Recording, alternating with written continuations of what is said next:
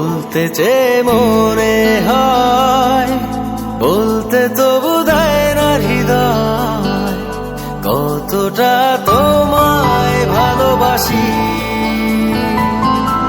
চলতে গিয়ে মনে হয় দূরত্ব কিছু নয়, তোমারই কাছেই ফিরে আসি।